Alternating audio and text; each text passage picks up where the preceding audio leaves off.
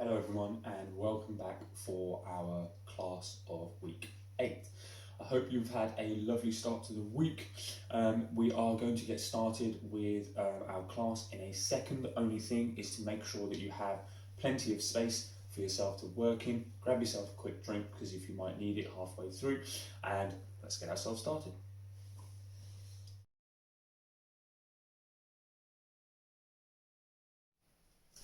Heels together, arms to the side. Chariot, kungi. Okay, nice and light, jogging on the spot.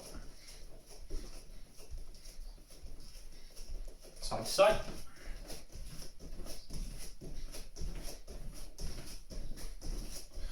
Good, front and back.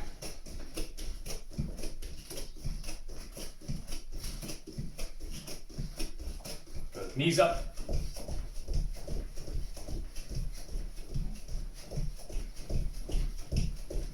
Heels up at the back. Sit. Heels are coming right up. Okay, good. Hands nice and high above your head.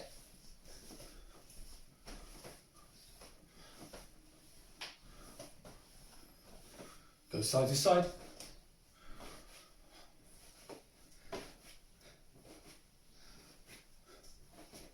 Good. Both hands out in front. Nice and loose. A little bit faster. Higher. Okay, both hands on your hips. Nice big circles, off we go.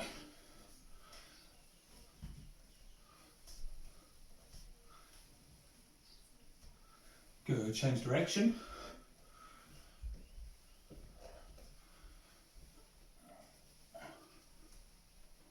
Okay, and shot. Okay, take a seat, bring your feet in towards, we're going to grab our toes, chest is coming down 3 times, hold and repeat. So remember when we do this stretch, make sure feet come in, make sure you take both hands and we grab our toes. Everybody should know how to do this exercise. Remember, it is your chest that's coming down towards your feet, not your forehead. We don't want to do this. You'll put a lot of strain on the back of your neck and over time it will start to get sore. So keep your chin up and try and bring your chest as far down towards your legs as you can. Ready? Off you go.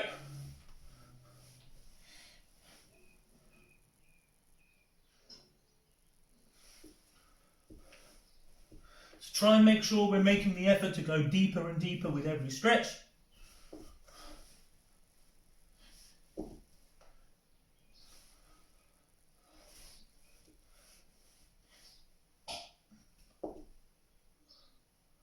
Last one.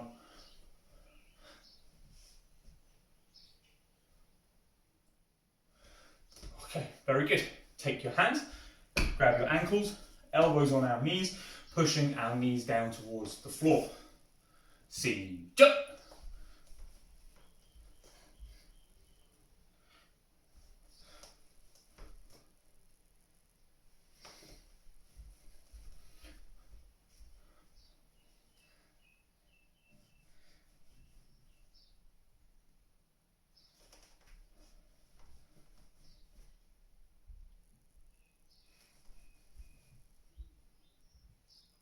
Okay, both legs out in front. Go out nice and wide into your side stretch. Whenever we do this exercise, guys, make sure you are going to your maximum. There is no point sitting comfortably. Whenever we stretch, you are supposed to put yourself in a bit of an uncomfortable position. It should be painful, but it should be uncomfortable. That's how you know that you're going to get the most out of your stretch. So make sure you're pushing your legs as wide as they can go. If you haven't done this before for a very long time, take one hand, put it underneath, lift it up so that you can get your feet slightly further wide, and that way we can make sure that we're always training at our maximum. We're going to go down to the left, to the right, and into the middle. See, jump.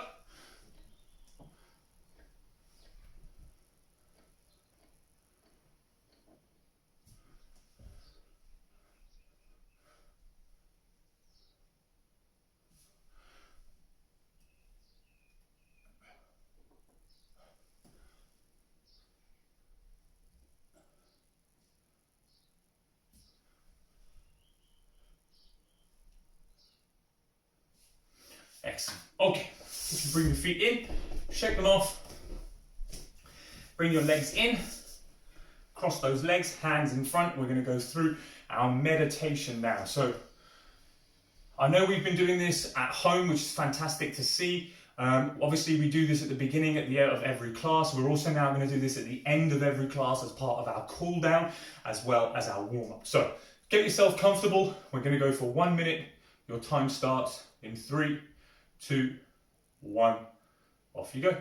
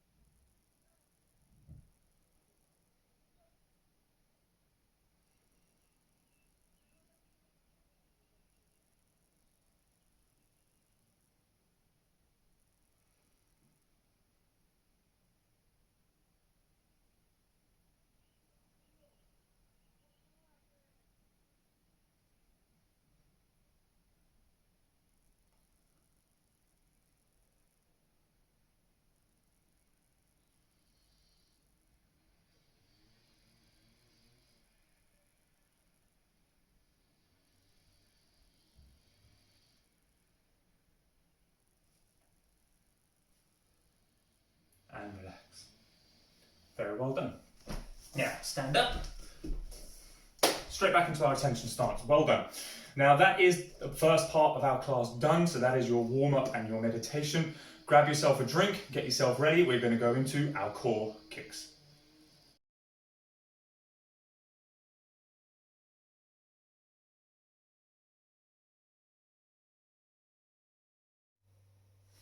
Now we are going to go straight into our first kick, and the first kick that we're going to be working on today is going to be a double front snap kick. Now this is a kick that the majority of you would have learnt up until this point, especially if you're in the school club and the academy. You would have been able to do this kick quite early on. And the reason we teach this kick is because it is a good way of you to develop your balance in a front snap kick position. And so it allows us to be able to do one kick, which we're all capable of, but the second kick is the one where we have to be able to maintain our balance in this position so that we don't fall over after the first one, and that we can lift up and kick once and hold, and then kick twice, and then come all the way back into our position. So we're going to be working on a double front snap kick, not only to improve your front snap kick, but also to actually improve your balance and your stability and coordination while performing a front snap kick. So we're going to do this just as always, guys. We're going to do 20 repetitions. We're going to do 10 on each leg. I'm going to do them for you sideways. Remember, the key here is to maintain your balance. You don't want to put your foot down after you're performing your kick. So if I'm in this position here, once I kick, I don't want to have to come all the way back here to do my second kick. We're just going to hold that position. So you're going to go 1 and then 2, and then we can cross and come all of the way back. So 1, 2 is going to count as 1 repetition. So we're going to do 10 on each leg. You're going to take your right leg back, cross your arm, and out to the side. So double front snap kick, starting in 3, 2, 1. 1, 2, 3, 4, 5, 6, 7, 8, 9, 10, and we're going to swap. Oh, sorry, last one. And now we're going to swap. So take your left leg back, cross your arms and move them out to the side. Same thing to the other side. 1, 2, 3, 4, 5, 6, 7, 8, 9, 10.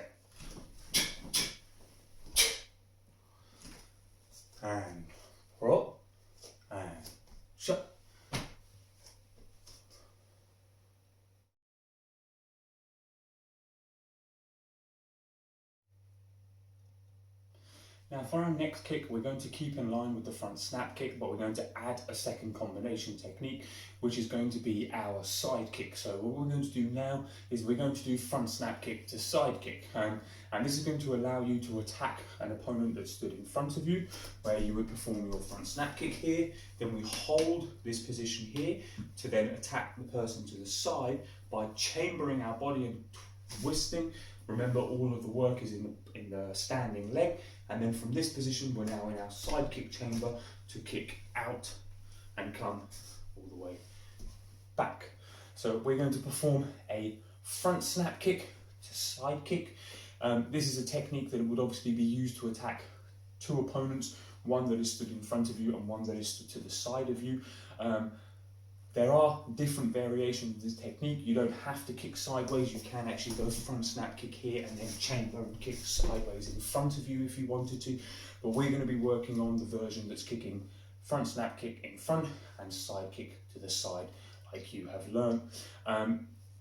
As always, we're going to do 10 repetitions on each leg to make sure that we are working both of our legs. I'll give you a quick reminder of how the technique is going to work. So remember, your front snap kick is to kick forward. So you're going to have your arms out to the side for your balance. You're going to lift up your knee and snap forward. Once you kick, we then hold this position, ready to chamber to the side and kick out, come back, cross, and come all the way back. That is the technique we're going to do now. 10 repetitions on each leg. Take your right leg back to the side. Get yourself ready. Ready in 3, 2, 1, off we go. 1, 2,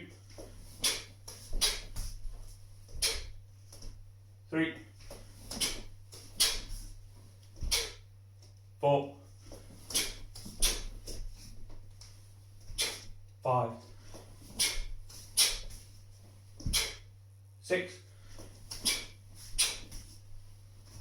7, 8, 9, 10. Very good. Turn around, so face the other way. Swap your legs. So left leg back this time. Cross your arms, bring them out to the side. Same thing, guys. Front snap kick to the side, chamber, side kick, and come back. 3, 2, 1, off you go. 1,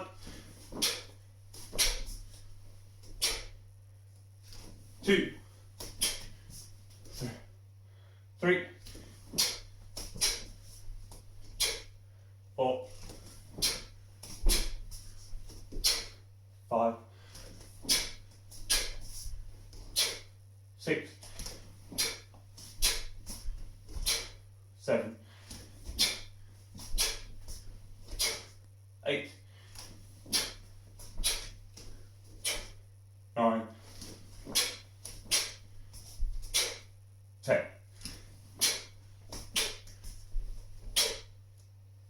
And 4, and chop.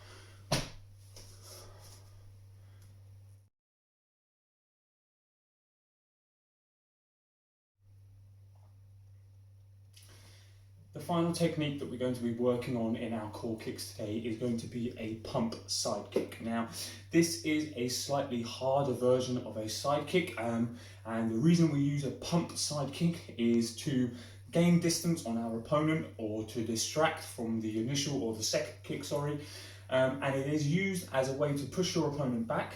It is used as a way to keep them guessing. It is used as a way to allow you to gain some distance on your opponent for maybe some follow-up attacks. And how it works is you simply do 2 side kicks.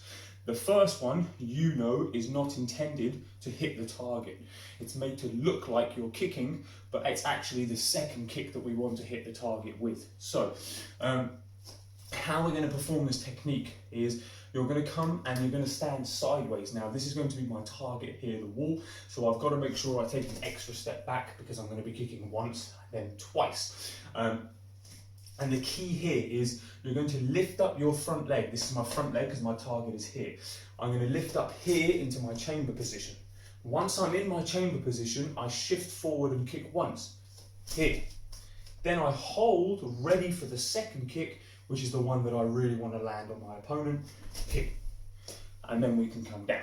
Now, it is going to be a slightly difficult kick, which is why I've left it to the end. This is really for some of you more advanced members, and it's also a bit of a challenge for some of you more beginner or intermediate students who want to challenge yourself and improve your balance as well as your side kick. So it is, like I said, a little bit more difficult, but that's the challenge here. Ideally, you get to be working towards this one, or if your side kick is already at a good development stage, then this is going to be some good practice for you to take it even further into that next level. So we're going to do, as always, 10 repetitions on each leg. Remember your side kick, we've done this before in a previous video. You're simply lifting up to chamber, kicking once and twice, and then coming down. Okay, so pump side kick, we're going to start with our right leg. So take a nice big distance away from your target. Make sure you're not going to kick anything accidentally, and let's get ourselves started. So you can again have your arms out to the side if you want for your balance. You don't have to, but we are going to start in this position here, and we're going to go 1, 2. So we're going to start in 3, 2, 1. Pump side kick. 1, 2, and take a big step back. 2, 3, 4, 5, 6, 7, 8, 9, and 10.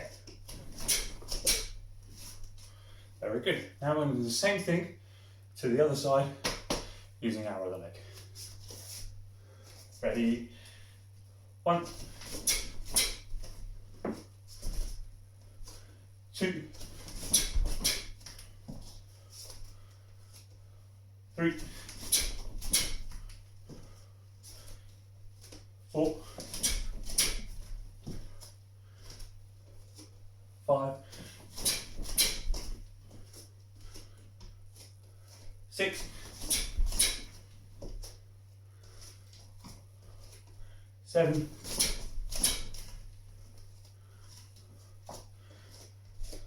8, 9, 10. And roll and shut.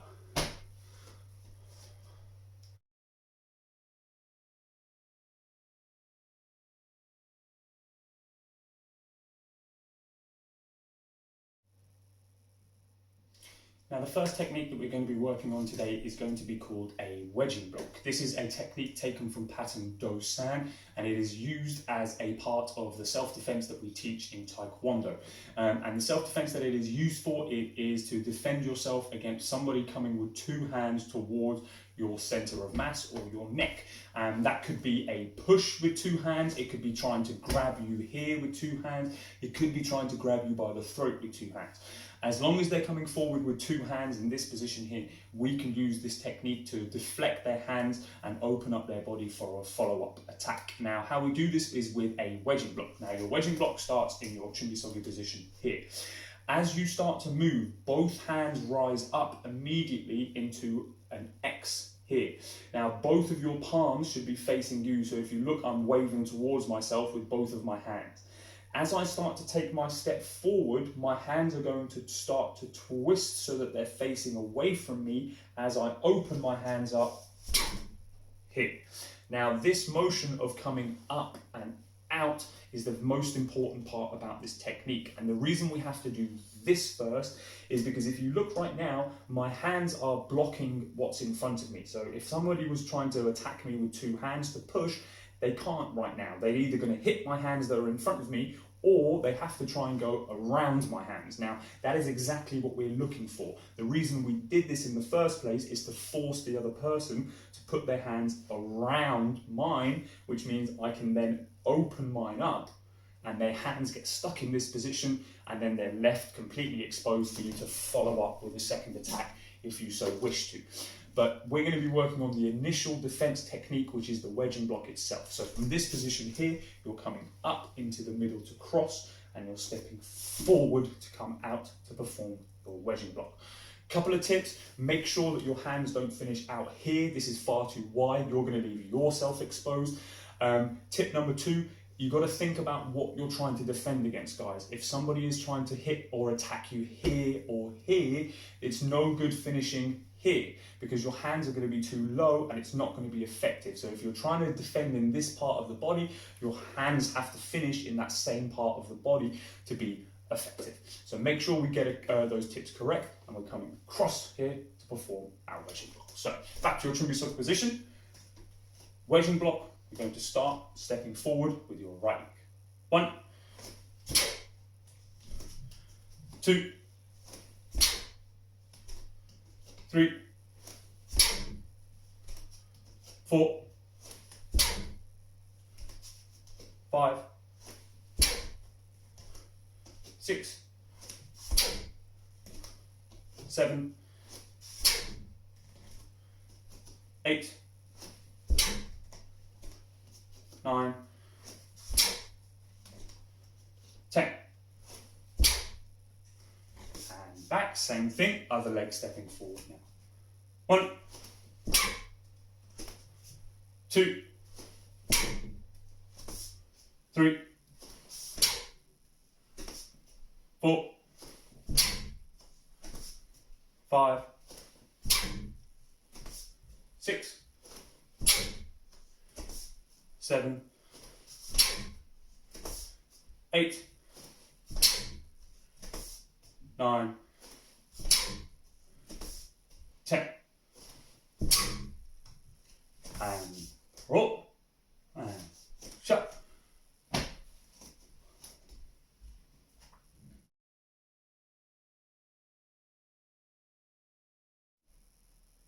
Now this next technique is a knife hand version of a twin forearm guarding block. Now a twin forearm guarding block is a technique that we did a few weeks back. It is a technique taken from pattern Tangun, where you're defending against 2 attackers, one attacking in front of you and one attacking to the side, where you defend in this position here, doing a rising block for someone attacking down and doing a middle block for somebody coming to the side here.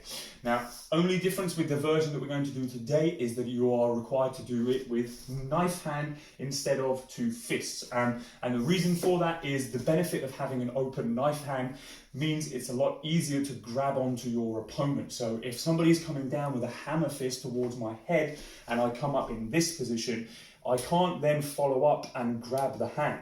If my hand is already in a knife hand position, it's very easy for me to just twist my hand to grab onto somebody's arm.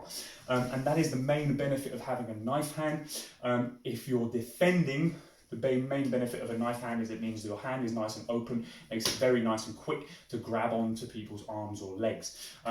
Obviously, as an attacking standpoint, a knife hand means that you have a blade rather than a blunt object like a fist, and that allows us to attack different parts of the body in different ways. But we're going to be defending with a knife hand today, so I'm trying to remember the key here is that the open hand allows you to grab, which has a whole number of different advantages. If you manage to grab onto your opponent's hands and legs, you can then control their bodies in certain ways that you wouldn't be able to do, obviously, if you weren't attached or didn't have control of some part of their body. So we're going to start in this position here. If you missed the video on the twin forearm guarding block, I do suggest you go back and watch that video, but the technique will look like this. You will start to slowly turn to the side because I'm blocking this way and this way. As I do, I bend my back leg.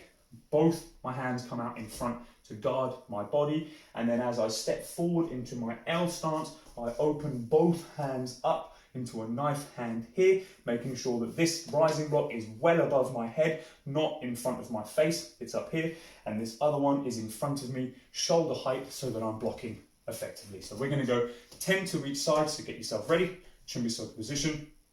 1, 2, 3, 4, 5, 6, 7, 8, 9, 10. Very good. Same thing, other side. 1, 2, 3, 4, 5, 6, 7, 8, 9, 10. And roll. And shut.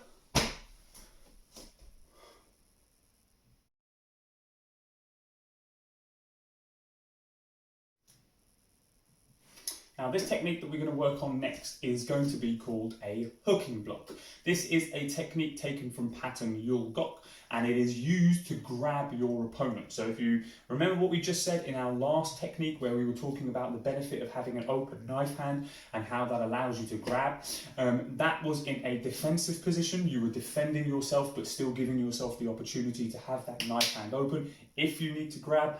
This is going to be an offensive grab, so we are actually going to be attacking in this sense, and we're going to be going out of our way to try and grab our opponent's arm.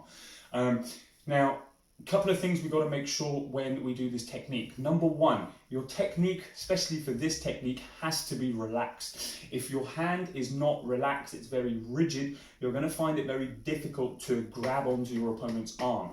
So we need to make sure that we're going to make the correct hand position. So you want to be in this position here, guys. It's a little bit like the letter C here, or if I show you this way, and that is so that you can, if you have a look, come down to grab. Now, we've got to make sure that we are nice and relaxed when we're doing this, because if you're rigid or your hand is stiff, you'll hit the hand and it will knock the hand away, but you won't be able to grab it. So we need to be like this, where you can loosely grab on. So my hands are nice and relaxed. It's like a whip. I'm just loosely grabbing here. If I'm very rigid and I do this, what's going to happen is I'm not going to have time to grab, because the initial impact of my force is just going to knock the hand away, and it won't let me have time to close my hands to actually grip. So make sure when you're performing this technique that you're nice and loose. We don't want to be, it'll be too hard and you won't give yourself the correct timing to grab onto your opponent's hand. Second important thing, so in order for me to show you the second most important thing, is I'm going to show you the technique first. So you're going to start in your chumbisogi position here. Now I'm going to attack with my right hand first. So my right hand starts to come up as I turn here slightly. Now if you look, I'm in my cross again, so you should notice that by now, guys, that we are always crossing before we transition into our final position. So from here I've crossed. Now the hand that's on top is going to be doing the block, and it has to do something very important. It has to rise up towards my head. Once it gets there, then it can hook down to grab. But the reason it has to go up and down is so remember, so that we can be loose. So remember what I said, look at my hand, it's nice and loose. It just flicks, it's all in my wrist, and I'm flicking down to grab onto my opponent. Hit. What I'm not doing is I'm not coming across like this. And the reason for that is if I come across this way to try and grab, like we said at the beginning, where your hand is stiff and you're not going to give yourself enough time. If somebody's punching here and I'm wanting to grab here, but I come across very aggressively in a sideways motion, all that's going to happen is I'm just going to hit their hand and their hand's going to go flying to the side, and I'm not going to be able to grab it. So in order for this technique to be effective, you have to go above the hand and then hook down as if you were coming to latch on top, not trying to grab the side, which gives you less chance and more chance of actually knocking the hand away rather than coming down on top and grabbing. So most important thing there is remember that you've got to come up and down. And you have to be nice and relaxed when you're performing this technique. So I'll show you one more time. You're going to start in a chumbi soka position. You turn slightly to the side as we cross. The hand on top has to come up towards the head before it can hook down to perform your technique. If you have a look at my hand, I've kept the curvature of my C to allow me to grab on nice and tight. And remember what we said about being nice and relaxed rather than nice and stiff, which is going to make things very difficult for you. So, chumbi soka position, hooking block, stepping forward with the right leg, right hand. 1, 2, 3, 4, 5, 6, 7, 8, 9, 10. And come back. Now we're going to step forward with our left leg and blocking with our left hand. 2, 3, 4, 5, 6, 7, 8, 9, 10. And roll and shut.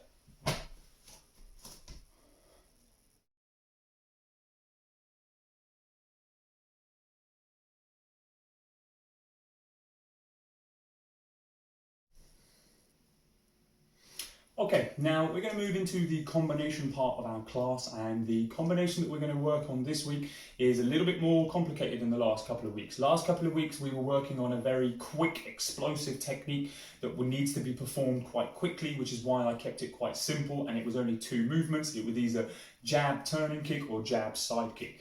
Now we're going to move on to a 4 movement combination, and the technique that we're going to be doing is going to be a jab, cross, hook, turning kick.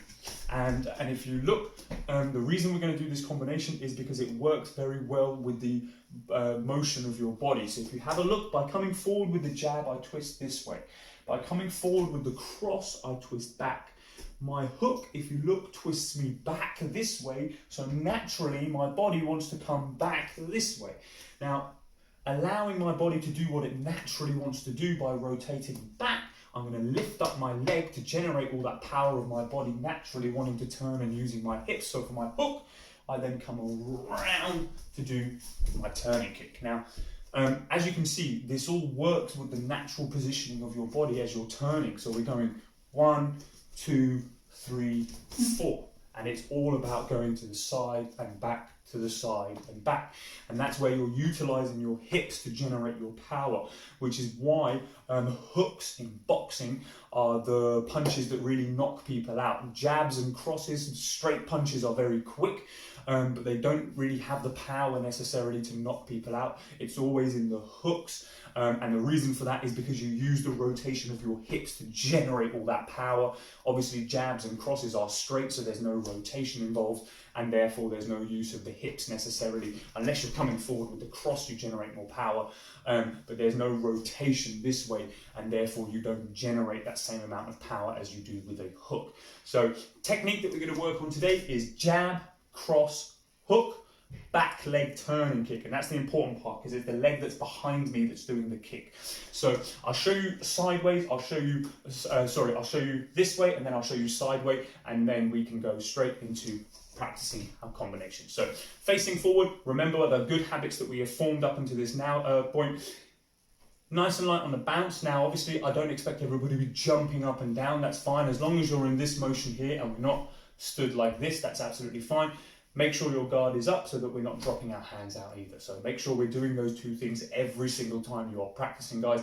Very, very important that we form those habits. So in this position here, you would go jab, cross, hook, turning kick, and then you can put the foot down. Then we would come back and go again. If I show you sideways, we're going to go jab, cross, hook, turning kick, and you can either come back, turning kick and foot down, and then come back.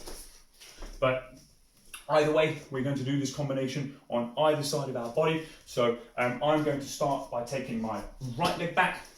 My guard is up, so I'm going to be punching with my left hand first. So this is going to be my jab, then my cross, my left hook, right back leg turning kick.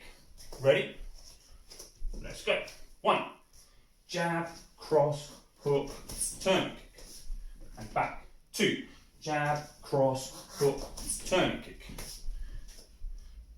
Jab, cross, hook, turning kick. This is number 5. Jab, cross, hook, turning kick.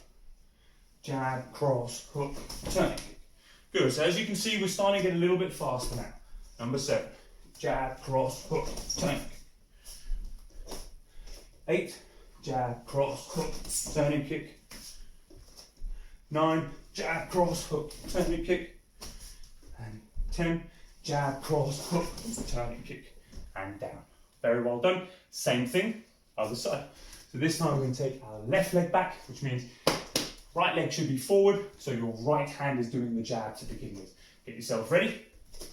1, jab, cross, hook, turning kick. Jab, cross, hook, turning kick. 3, jab, cross, hook, turning kick. 4, jab, cross, hook, turning kick. 5, jab, cross, hook, turning kick. 6, jab, cross, hook, turning kick. 7, jab, cross, hook, turning kick. Well done. 8, jab, cross, hook, turning kick. 9, jab, cross, hook, turning kick. Last one. 10, jab, cross, hook, turning kick. Excellent work, guys. Very well done. And roll, and shut.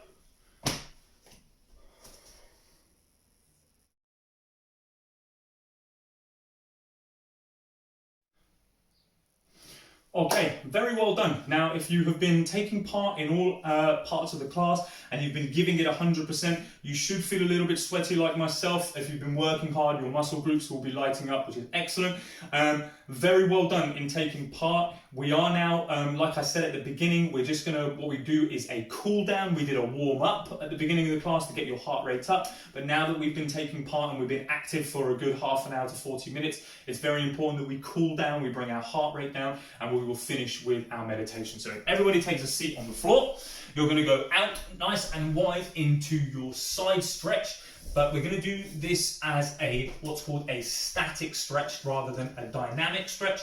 And the difference for that is simply, rather than going 1, 2, 3 and hold, which we do at the beginning of the class, where your muscles haven't warmed up very much and they're still quite tight, hence why we go 1, 2, 3, because you're stretching them. Now that you've been active for a good amount of time, your muscles will all be nice and relaxed and nice and warm. We do what's called a static stretch. And a static stretch simply means you're going to go as far as you can possibly go, and we're going to try and hold that position for a good 10 seconds. Then we're going to move over to the other leg, go as far as you can go and hold it for 10 seconds. And then we're going to come into the middle as far as you can go, and we're going to hold that position for 10 seconds. We're only going to do a side stretch. So get yourself ready. We're going to go down to your left in 3, 2, 1. Off you go. So we're going to go down, go as far as you can go, and we're going to count down from 10. So 10, 9, 8, 7, 6, 5, 4, 3, 2, 1. Very good. Move over to the other leg. Again, stretch as far as you can possibly stretch and hold that position. We're going to count down 10, 9, 8, 7, 6, 5, 4, 3, 2, 1. Last one. Both hands into the middle. Again, when you're doing this one, you've got to imagine that somebody's grabbed your hands and they're pulling you forward. That's the idea I want you to have in your head, as if you're trying to touch something that's in front of you and you're really reaching as far as you can go. Try and make sure you're reaching as far as you can go. We're going to go for 10 seconds again, so get yourself ready. Off you go. 1, 2, 3, 4, 5, 6, 7, 8, 9, 10. Excellent. Bring your feet in, shake them off, cross your legs, hands in front. Now, just to finish off our class, we're going to do our 60 seconds of meditation, just like we did at the beginning, to make sure that that focus and concentration we had when we started our class, we can leave. And now that if you need to go off and do any other work, or if you want to go and have some fun or help mum and dad around the house, you can do that, but you'll be nice with a clear mind and nice and focused. So get yourself ready. Make sure your back is nice and straight so that we can improve our posture at the same time. 60 seconds starts in 3, 2, 1. Off you go.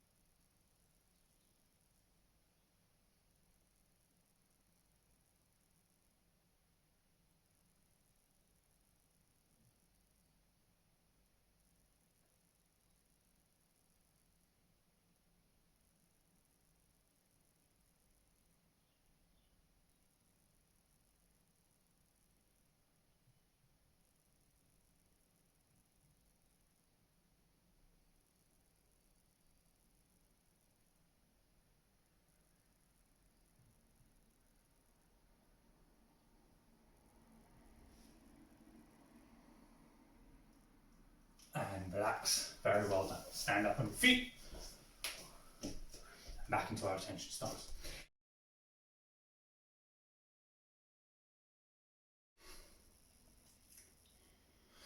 Excellent work as always, guys, in completing today's class. I hope you enjoyed the techniques. Hopefully there was something there that is challenging, is going to make you have to work a little bit harder to perfect the technique or to learn something new. That is the aim each week. We are trying to improve, so I would suggest it's not just about learning new techniques. We do actually have to keep our bodies in a good physical condition to allow us to perform our techniques to a good standard. So if you're not already, I do suggest you follow along with our workout videos to get your body nice and strong to be able to perform your kicks, your punches and the rest of your techniques as easily as possible. Enjoy the rest of your week. I will see you tomorrow for our upper body workout. Have a lovely day and I will see you next week for our next class. Take care.